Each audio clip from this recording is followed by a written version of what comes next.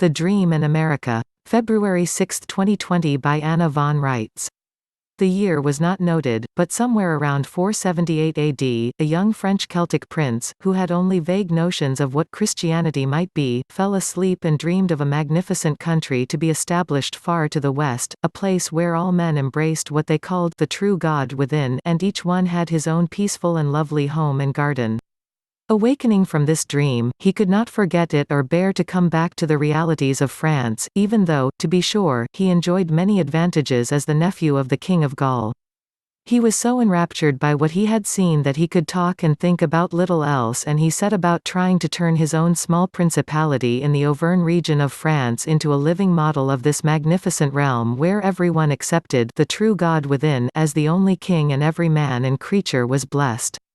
His name was Guilleroy de Lancelot du Lac, and his small kingdom, inherited from his mother, Lady Elaine du Lac, known as Camelot, would become part of the fabric of the mind and soul of another country which was indeed to the west, across the English Channel, England, where his substantially older cousin, Guinevere, ruled as Queen of Powys and Wales. Still obsessed by his dream and seeking that kingdom to be founded in the West, he travelled to England and infected the court with his idealism and all the strange ideas he had adopted. Men must use power only for right causes. All men must honour the true king within. Each man, he taught, was created to be a king in his own right, to have and enjoy his home and land undisturbed, and to obey no other earth-bound king at all. The key to happiness and peace and love, was to turn inward and find the true heart, and honor it by wedding together thought and feeling, until they should become one. All men should be faithful caretakers of the earth. All men should be at peace with the animals and take good care of them and not lead the good beasts to slaughter any more. Life was the greatest gift, the most holy of all, the most to be honored and be grateful for. He could go on for hours with his inner vision fixed on what other men could only see by his words, and they, too, became enraptured and empowered, and rose up from whatever station of life they were in, to live and breathe and think of themselves as kings within their homes and villages, kings with duties, kings with honor, kings with moral fiber and vision, each one serving the true God within. Many miracles occurred, and great transformations in the way people thought of themselves and behaved. And then, the Roman Catholic Church came, and branded his vision of man and God within man a heresy, contrary to the dogma of the Church and its dreary vision of guilt and suffering and alienation from the true God within, alienation that could only be cured, at a price, via the intercession of priests and their doling out of communion.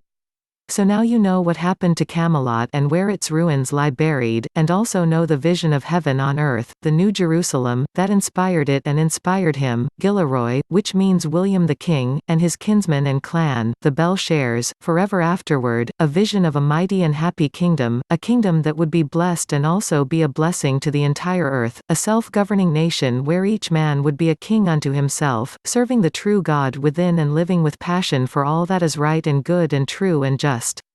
Guilleroy de Lancelot du Lac was a lot like Saint Francis of Assisi, a lover of peace and of animals and nature, an earnest and humble man seeking the true God within, so strongly envisioning the New Jerusalem that he did his best to manifest it on earth.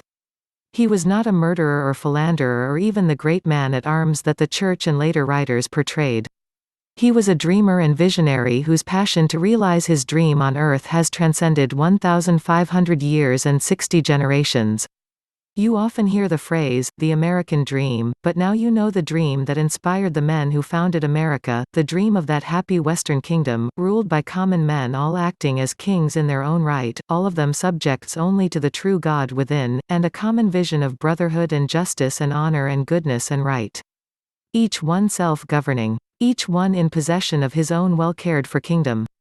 This is your heritage. This is one of the great driving forces behind and in and running through all the themes of what lifts America up and who Americans are.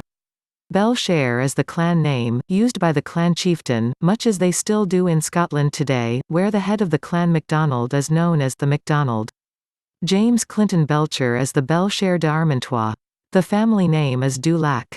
They are hereditary kings of Gaul, never vanquished in battle, never subjected to anyone but the true God within each one of us.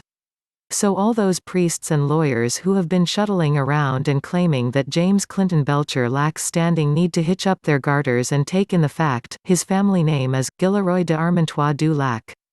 Please consider making a small donation to help support Anna von Reitz and the Living Law Firm, by visiting theamericanstatesassembly.net, scroll to the bottom and click on the Donate Now button. Thank you.